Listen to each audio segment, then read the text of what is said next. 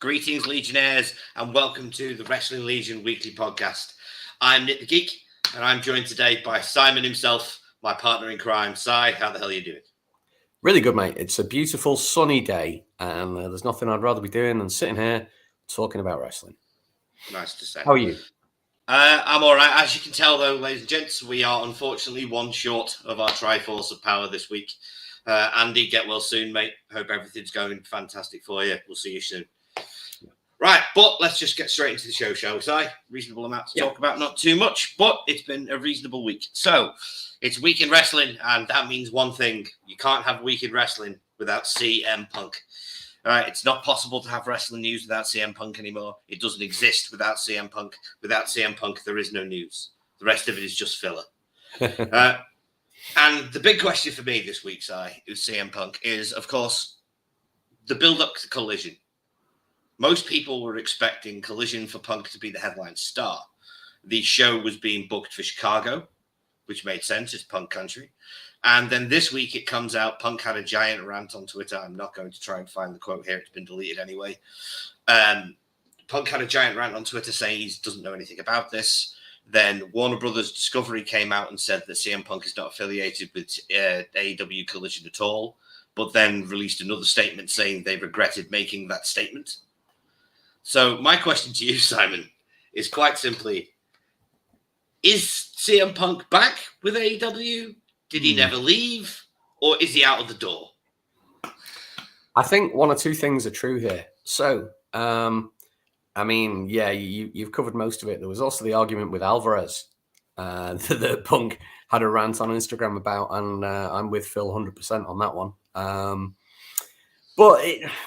I think it's either smoke and mirrors. I think either the news has leaked that Punk is due back. Tony Khan is trying to subtly cover it up by saying he's going to announce where the show is, making people think it's been changed, just to try and make it more of a surprise, whilst also maintaining, when Punk first debuted, everybody knew, and it brought in a rating. It moved the needle. So I think there's an element of that, whilst also making it not painstakingly obvious. Phil Brooks has just continued to be his own worst enemy and not blown up all of his bridges before he's due to come back. I believe it goes down to Ace Steel, though, doesn't it? So from what I understand, Ace Steel was actually brought back to the company weeks ago and has been working remotely. And Tony Khan did not inform anybody else in the company of this. And this has apparently rustled some feathers. But allegedly, CM Punk was under the impression that Ace Steel would be there should he return. I mean, I've read conflicting reports. I forget who it was that said basically what you've just said, that Ace Steel's been back a while. He was going to be working as a producer. And for some reason, this has fallen through. And that's why Punk was a little bit pissed off, which is understandable. Maybe the way he deals with it by throwing his dummy out of the pram, is a bit of an overreaction, but, Phil will be Phil. But I've also read, I forget if it was Alvarez or Meltzer. I know Alvarez isn't exactly the most neutral on this. But I've also read this week that apparently he's never come back. And that wasn't actually true. So, I mean, I don't know what to believe, dude. Well, the fact is, since Brawl Out last year, it's just been CM Punk related chaos for the better part of a year. We haven't had a week without CM Punk news again. Before Brawl Out, it was all about his return in the news. Before then, it was all about whether he was coming back to wrestling all the time. The one thing that people cannot deny, and I said this to you, I've said this to Andy, is AEW didn't see any $1 million gates with Chris Jericho's name on the card. Whether you like him or you hate him, CM Punk puts asses in seats. Yeah. And right. I think whether it's by design or whether it's a coincidence, I don't think anybody gets to that level of, being a draw without having a proportionate level of detractors. Agreed. Whether it's Hulk Hogan, Shawn Michaels, even The Rock. You kind of reach a certain point, and there's a certain element that are going to try and drag you down because not everyone's going to agree with you and what you do. Well, it's lonely up top. He's fighting that. He's got his head shaved again, like a heel Punk. That makes me think he is coming back. Or maybe it's just warm in Chicago this time of year. I don't know. Right, well, honest to gods, as slight segue, Wembley. We are going, ladies and gentlemen. It's official. The Legion is going to Wembley. So for me, as a fan and as a CM Punk fan, and if Tony wants to sell tickets, he's already sold 65,000 tickets without announcing a single match. If he announces that CM Punk is going to be at Wembley, he will sell that place damn near out. Like, they will do a bigger gate than they possibly dreamed if CM Punk is on the card at Wembley. I would fight my own mother to get to that match. It's the icing on the cake, isn't it? You know, CM Punk, I think, is as much as you can be nowadays. He's a household name in wrestling. But I mean, what do you think about the Goldberg one as well? Do you think Goldberg would have as much of a draw? See, Goldberg's more divisive these days for a completely different reason. I'm of the opinion that Goldberg still works. Or Gorg still works, whatever you want to call him, when he's booked correctly. So the 23-second match against Lesnar where he won, booked correctly. The spam finishes match at WrestleMania against Lesnar was booked correctly. The Fiend Goldberg was not booked correctly. The Fiend Dolph Ziggler was booked correctly. With Goldberg, a large point of it has always come down to how he is booked. You get what you get with Bill Goldberg. There's no bells and whistles. He's always been the same guy.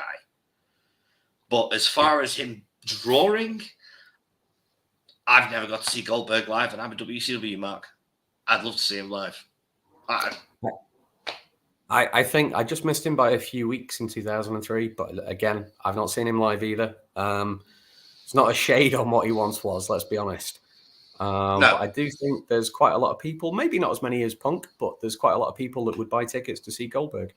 But again, you get to that level, and there's also a lot of people that won't want to see you. This is true. Well, you can't win. No, not at all. Well, sticking with the AEW side of the fence, this last Wednesday on Dynamite, after 4 long years of waiting and a story being told, 4 freaking years, the Elite finally reformed. Not just the Elite. And They didn't reform. They assembled. Sorry, they did. It was basically the Avengers. Kenny was Captain America. Hangman was Thor. Haven't figured out who the Young Bucks were yet. One of them was Iron Man. One of them was Hawkeye. But yes, it was fantastic to see. It's about bloody time, to be perfectly honest. I've been waiting for this to happen for months now. I know you don't watch Being the Elite, but they have been teasing this on Being the Elite, as they always do, for about 8 months. With little, tiny, just subtle camera shots. Nothing in your face, nothing sophomoric, just little shots that they've been teasing for months. And to see it all finally get paid off with a batshit crazy match like Anarchy in the Arena is going to be something. And I hate to say it, but the Elite need to lose. It's definitely going on afterwards. I mean, I've been saying for weeks now, I think Hangman's going to be the guy to beat Claudio in Ring of Honor for the world title, which makes perfect sense to me. Makes perfect sense. I think that's like part and parcel of this picture. But surely it's got to go on to Blood and Guts, right? That's got to be the end game.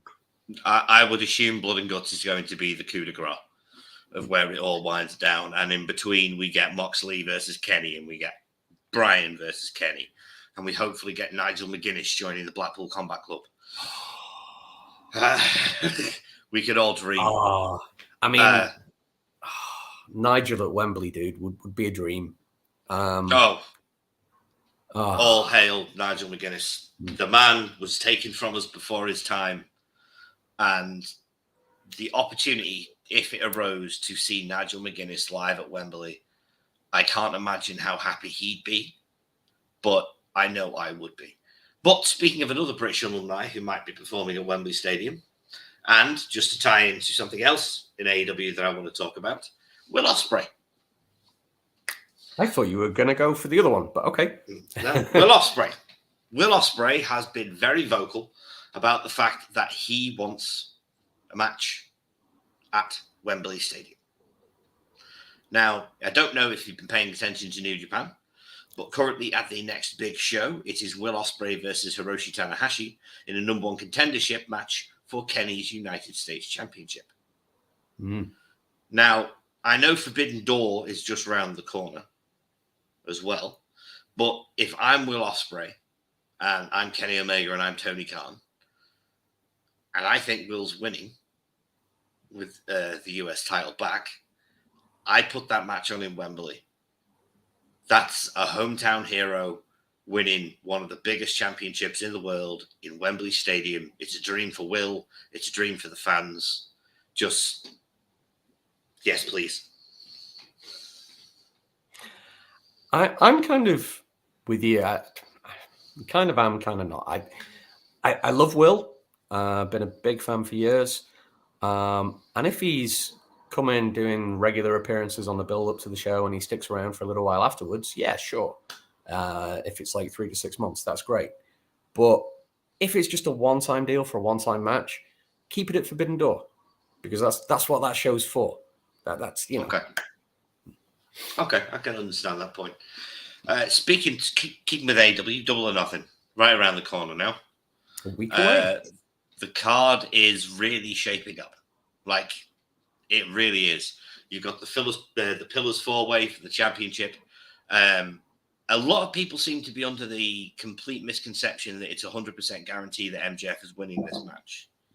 Nope. You've said to me before, championship reigns don't all need to be 300, 400 days long. Nope. It is quite possible that they decide to put the strap on, let's say, Darby Allin, and then have MJF win it back off him on Dynamite in 2 weeks or a week and a half.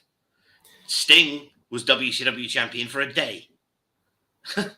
Never. Right? Sting was WCW champion for a week at one point, and then he was champion for a month at one point. Never harmed his career. I mean, I no disrespect to Vince Russo, because he follows me on Twitter, and the guy did a lot of good things. But as much as I said all title reigns don't need to be hundreds of days, I think there was a time in '99 where we had like 30 WCW champions or something crazy. So yeah, more than a day would be nice too. It's one extreme to the other, isn't it? Somewhere in the middle would be great. Yeah. Other than that, obviously, and just recently added to the card as far as Rampage gone last week, I'm very excited. Taya Valkyrie versus Jade Cargill in a rematch where Taya can actually use her finisher. I think they've done a very good job in casting Taya Valkyrie in this role. She is a 13-year plus veteran. She has traveled around the world. She is La Luera Loca. She can legitimately beat any woman in any organization of professional wrestling, and no one can complain about it. In my opinion, she's the perfect foil for Jade. The fact that they use the same finisher is just a caveat. It is believable that Taya could beat her. And that is the problem for me. I don't know about you, Si, but for me, the problem with Jade's run so far is she's winning her matches. Yes. And sometimes it pays off when you get a loss and you become more unpredictable. Sometimes it doesn't. Like maybe after Goldberg lost his first match, he wasn't booked fantastically. But there's something in all my years watching wrestling. Sometimes booking is very like a formula.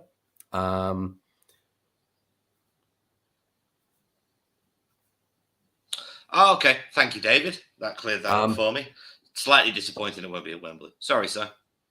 no worries. I often see booking as a formula, and so many times over the years when someone's had a shot at a title and been unsuccessful, and then you get a rematch booked, sometimes you think, well, why?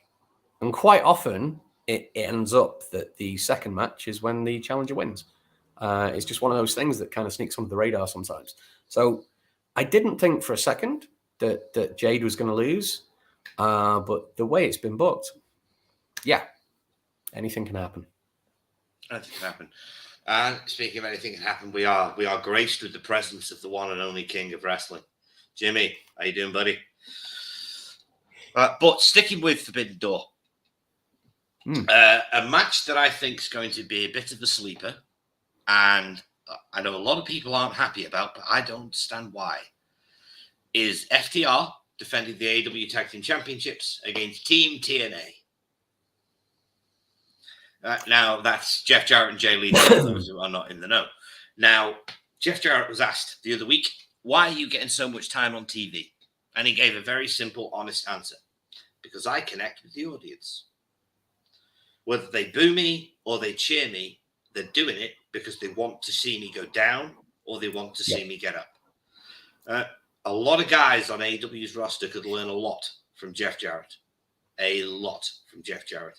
I think the pairing with Jay Lethal is superb.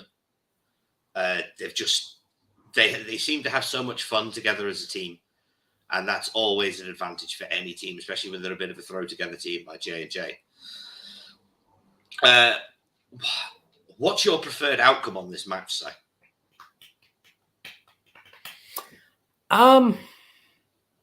Oh man, I think it's one of them where I'm kind of happy either way. I think FTR are, maybe if they were a little more active, would definitely be the best team in the business at the minute. I've never had an issue with Jeff. I think he's always been criminally underrated. Should perhaps have been a world champion in WWF if it wasn't for personal happenings behind the scenes. Was fantastic as a heel champion in TNA in the early years. And he just ages like fine wine. I think when he first came into AEW 3 or 4 months ago, there was a lot of heat and a lot of, we don't want him here from like the AEW Ultras. But I think that's lessened a little bit. And I think maybe Karen's getting that heat now. But I mean, ever since Jimmy's with us. Jimmy thinks they're going, yeah. I think ever since the Flair retirement match, I think they've kind of solidified themselves as a really good team. But then again, it's too soon for FTR to lose the belts. It's going to be a good one. Hard to call.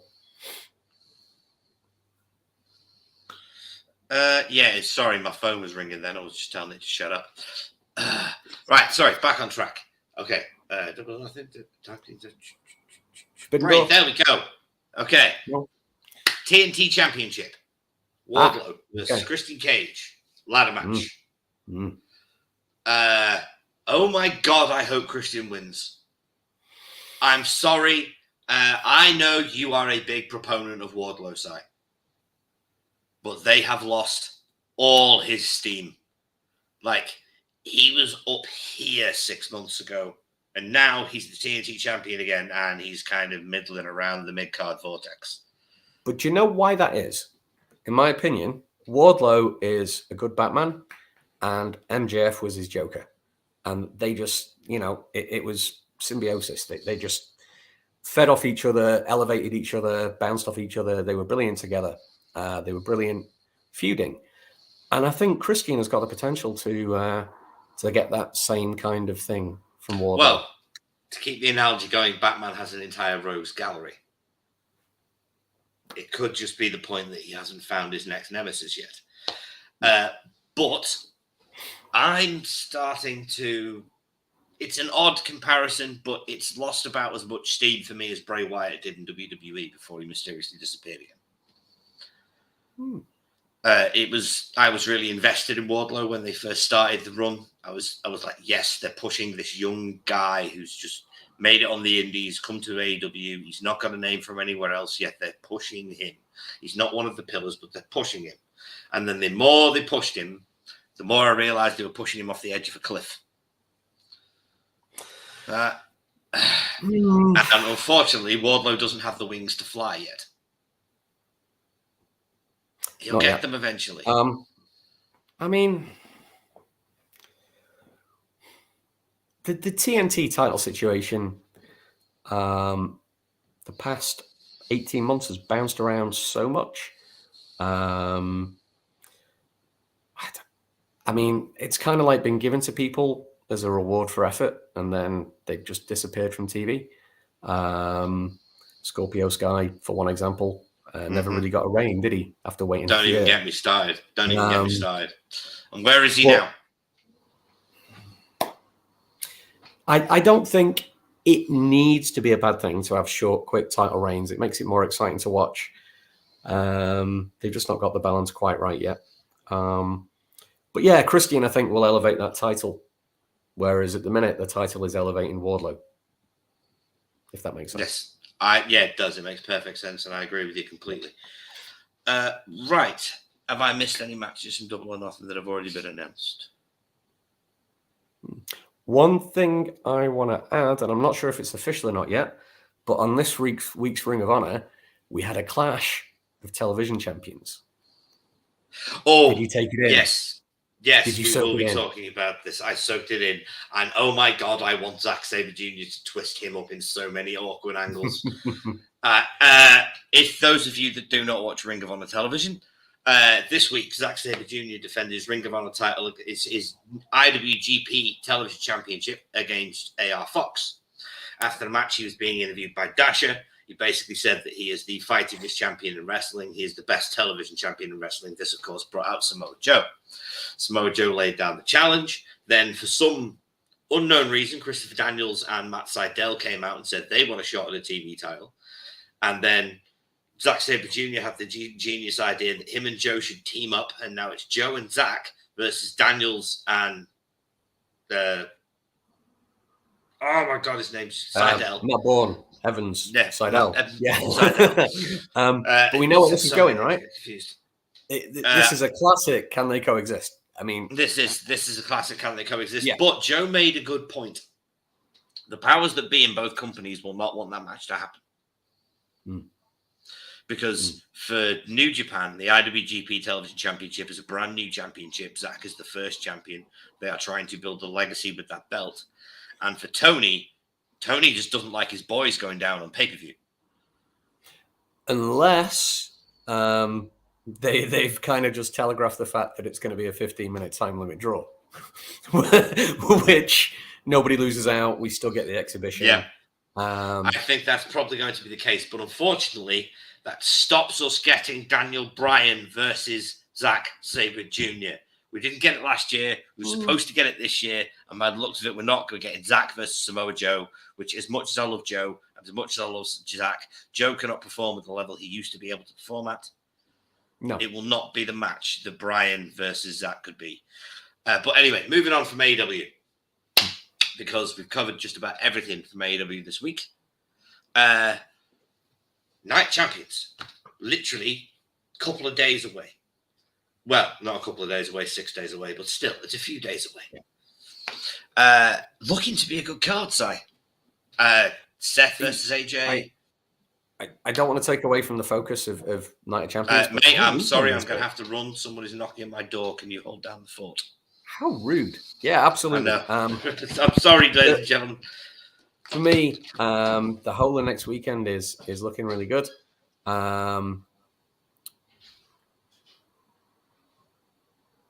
Yeah, I agree with you on that one, David. Absolutely. Next week, we've got Battleground, which for those of you that watch NXT is a really strongly built card. I think it could be the best in ring display for NXT for maybe a year, 18 months since Black and Gold. Then we've got Double or Nothing. And also the Saudi show, which has been booked really well. It's, I think, maybe the biggest weekend of wrestling we've had.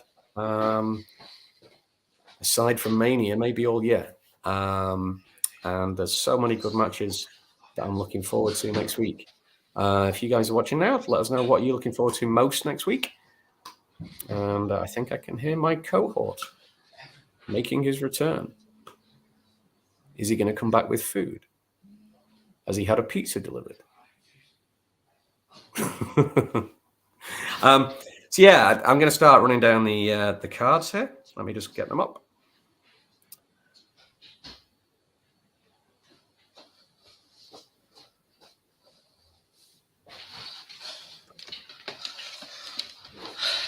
Sorry about that. Landlords visit at the most inopportune times.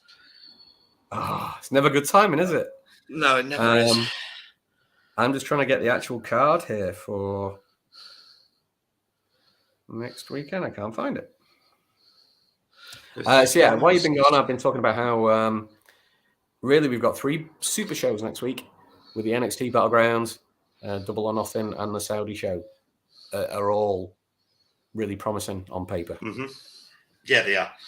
I mean, the fact that by the sounds of it, they're making AJ versus Seth the main event is fantastic for me. As it should be.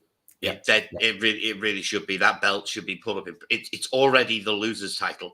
They need to put it up as much prominence as they possibly can to stop people calling it a consolation prize. I'm looking forward to Cody versus Brock too. I'd be looking forward to it a lot more if it was over the WWE Undisputed Universal Championship. But we can't rewind time and make them change their booking decision from WrestleMania, even though so far it's proven to make no sense. Other than that, Roman, here's the big question for you, Si. Is Roman about to collect some more belts just to drop it to the Usos?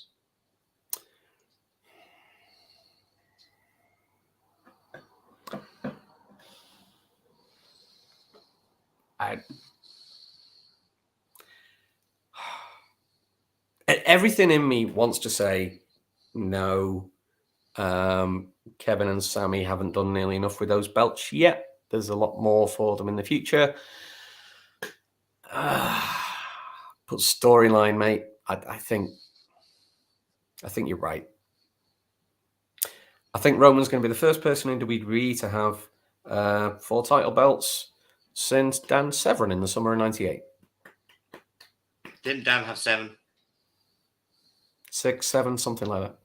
He had a ludicrous amount when they brought him in. Well, he had like 4, and then Jim Cornette had to carry like 3 for him. So yeah, Roman's got a ways to go before he gets to Dan Severn levels.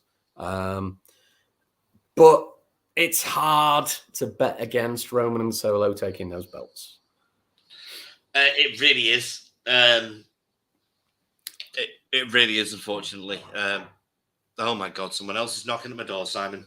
I'm really sorry, ladies and gentlemen. I'll continue to go through the card, mate. So obviously we've got the rematch with Cody Rhodes and Brock Lesnar. I think this could turn into a trilogy with Brock somehow getting the win here. But personally, I just hope that Cody gets another win and moves on. Goes back to the the main quest in his story rather than carrying on with the side quests. Gunther defending against Mustafa Ali. I think it's a big push and a big opportunity for Ali. I think it's going to be a great match. I don't see Gunther dropping the title just yet. And then obviously we've got the rematch with Bianca and Asuka. We talked Sorry about that yet again. I'm going to hang my landlord. He forgot his keys. So, where were we? There's somebody at my door, mate. Hold on.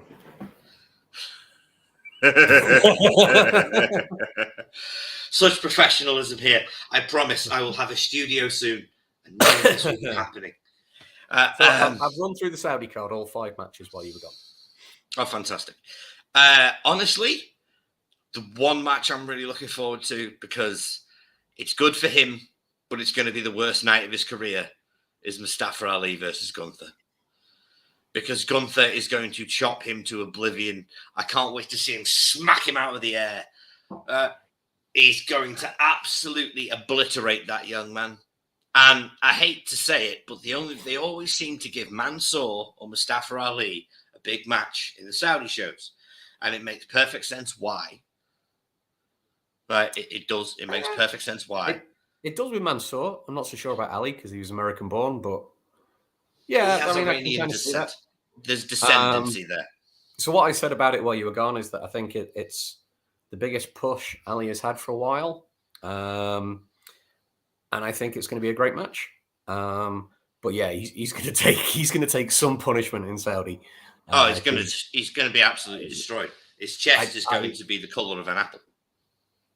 You know, if it wasn't for them both being heel, I'd be on the bandwagon. I'd want to see Gunther face Roman. I don't think. Well, it's certainly hard to argue at the minute that Gunther's up there for potentially Wrestler of the Year because, one-on-one without any storyline bullshit going on, it's hard to see somebody actually beating him. It's not just that, but if you look back at his back catalogue from the last 12 months, there's not a bad match. Yeah. Even the matches that should have been nothing because they were against nothing, he turned into a spectacle. He has had like bratwurst after bratwurst after bratwurst. Yeah. No. That's a sausage joke. Okay. Yeah, I kind of figured that. I'm just going to move past it. So. Yeah, just keep going on. Let it go. Yeah. Just going to move past it. Right. But, Night Champions. So, quickly, predictions, please, Simon. Who do you think, who you're picking and why? Touched on this while you were gone. So, I think Brock is beating Cody because I think it's going to turn into a trilogy. I hope I'm wrong on that one. That's what I think, not what I want. Who are you picking in that? Cody. I hope you're right. I really do. The boy, Brock is in his way. This adversity bollocks needs to be redone. And there's a really, really, really, really easy way they can still have Cody go after Roman. He may have been the first draft pick for Raw. But they have this wonderful thing called free agency contracts that you appear to be able to shaboing your way into via chicanery. There's nothing saying that Cody couldn't somehow manage to work himself into being a free agent via the storyline before Mania next year because they screwed up massively, in my opinion, with the draft. Why are they on different shows?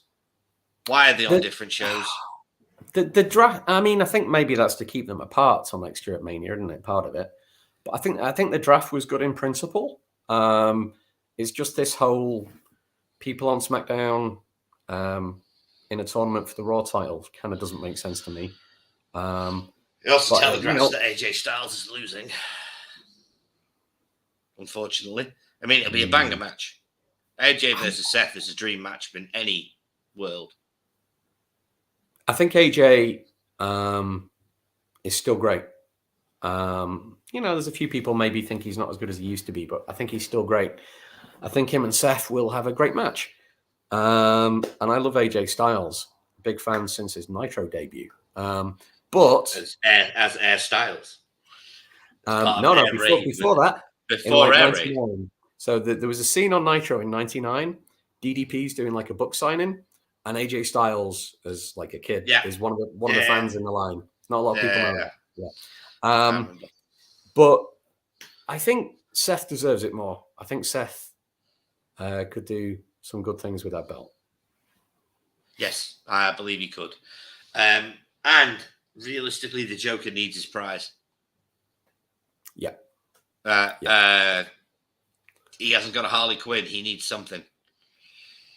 He needs his prize.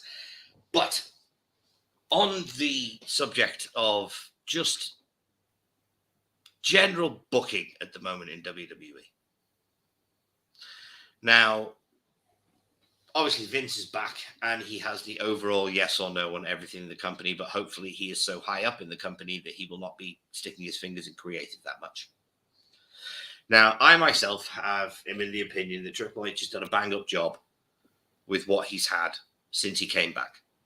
I think he brought too many people back too soon, but I understood why he was doing it. He was getting it done before he lost full power.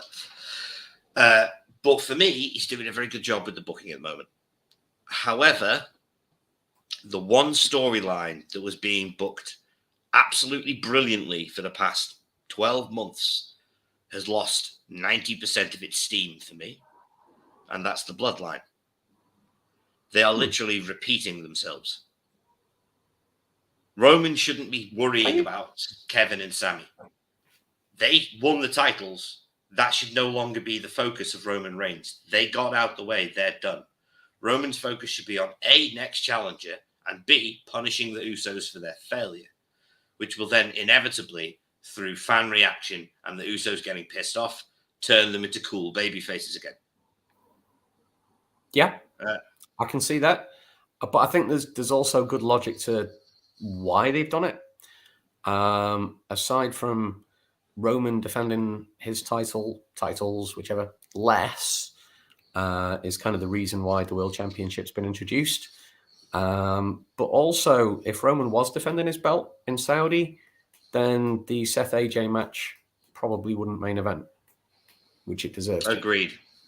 That is an unfortunate truth. However, this does appear to be continuing the run of decent Saudi shows. Regardless what anybody's opinion is on the blood money that pays for them, the shows they are putting on are quality shows. Yes, for the most part, up until the last year, they've kind of existed in a bubble unto themselves. Yeah. But now the main plot lines and the story threads of WWE are being followed and executed at Saudi Arabia shows, and I like this. Keeping on the subject of PLE's side, just a quick little chat that I want to have with you. Okay, we are now have a brand split again. We have Raw, we have SmackDown. Do we go back to single branded pay-per-views? You know what I'm going to say before I say it. I'm a big fan of having one roster, one world title, one whole brand on the pay-per-view. And I've got a theory about this because the internet seems split. It seems like 50% of people want two titles. 50% of people want one title. And pretty much everyone you talk to, you go back and their answer as to what they would rather see is the amount of titles that there were when they first started watching. It's crazy, but that's constant. No. So for me, I grew up with one world champion. I get during the wilderness years when WCW, ECW faded away, sadly. I get they needed to create their own competition. They didn't fade away. They were taken out the back and shot. Yeah. But it was still very sad. It was very sad. But yeah, I get there was a need for that competition to create your own competition and have two brands. And I think that was the main thing for that's literally hit the nail on the head. That's exactly what it was back when it was needed. Yeah. When there was nowhere else for anybody to work, you needed to create pseudo competition within your own company to keep fans interested and to keep the brand excitable. However, now there is not just AEW, there is New Japan, there is MLW. There are plenty of other legitimate places that wrestlers can go and ply their craft. So I'm in complete agreement with you. You do not need pseudo competition between brands. You don't. It does not behoove the company in the slightest anymore. You don't need it in WWE. You don't need it in AEW. The one exception I would have in WWE is keep NXT separate. Don't bring in NXT stars to elevate main roster talent. And the same in AEW. Don't bring in primarily Ring of Honor stars just to elevate main roster talent. Because it does nothing for the guys making their debuts on the big show. And I don't know about that. For example, the House of Black are actually going in one of their House Rules matches against Blake Christian, AR Fox, and Metalik next week. Now, Blake Christian, AR Fox, and Metalik are going to lose this match. We know this from the day right, and it shows the point that they are using Ring of Honor talent to elevate main roster talent, but at the same time, when it's guys like Blake, they need that exposure on the main roster. Yeah, but because so having the experience in front of a larger crowd with a larger audience, dealing with those nerves, that kind of thing, yeah, that's good for them. But do it in a dark match, because all those people watching, no matter how good you are for 2 or 3 minutes, are just going to see you lose. And you only get one chance to make a first impression. And in my mind, it's also unfair to the guys like Miro, Andrade, endless list of names, that are under contract and on the payroll and not getting TV time. It is shocking. It is absolutely shocking. But it's going to be a good six-man tag, you're right. It's going to be a good six-man tag. We'll talk about Miro, actually, and Thunder Rosa while we're at it. Now, I've just a minor segue. It's been said that Collision is being created to keep the pro-CM Punk camp away from the anti-CM Punk camp. I think they're doing a bit more than that. Because Andrade El Idolo is going to be on Collision. That keeps him away from Sammy Guevara. Thunder Rosa is going to be on Collision. That keeps her away from Britt Baker. I actually think Tony Khan is attempting to clean up his house with these two shows, and I think it is the worst possible thing he can do. He is technically, by like old-fashioned traditional British standards, he is creating his Australia. Yes. So Collision is going to be a penitentiary where everyone that for some reason or another has rubbed somebody else the wrong way is being sent to for their sins, and it's sink or swim for them. And I think that makes it exciting. Yeah, it does make it exciting. Yeah. However, there is the worry that Collision turns into Thunder. Hey, now. Hey, I will not have anyone besmirching Thunder. It was one of my favorite weekly television shows. In terms of storyline, angles, things like that, maybe not great, but the in-ring was always way better than Nitro. Yes, it was. But it was supposed to be built around Bret Hart, and how did that work out for them? Right, but anyway, ladies and gents, we are fast approaching that time of day. So, I would like to say, if you enjoy what we do here at the Legion, please join the Legion. Subscribe to the channel, hit the notification bell, hit like, do everything you can. It's all free. It really helps us out, and it's the only way the YouTube algorithm knows we exist. Future plans. I know we keep telling you, but there is more content coming. I promise you. He is building a studio. Andy is building a studio. I am trying to create a studio. There is more content coming. There is lots more things that we are going to be doing in the future. I'm not going to bother telling you what it is now, except what I am now calling Law Wars will return to this channel. Say that again. Law Wars. Law Wars. Law Wars. Lore Wars. Is that in Massachusetts? Not that I know of. That's intriguing. I want to find out more. I'm going to have to subscribe to Wrestling Legion and see what that's all about. You really should. All right, but ladies and gentlemen, thank you so much for tuning in. I love you all. It's been a fantastic week. Andy, we miss you. We'll see you next week. Get well soon, brother. Yeah, can't wait to see you next week. I've been Nick the Geek. That's been Simon. Wrestling Legion. We make it make sense.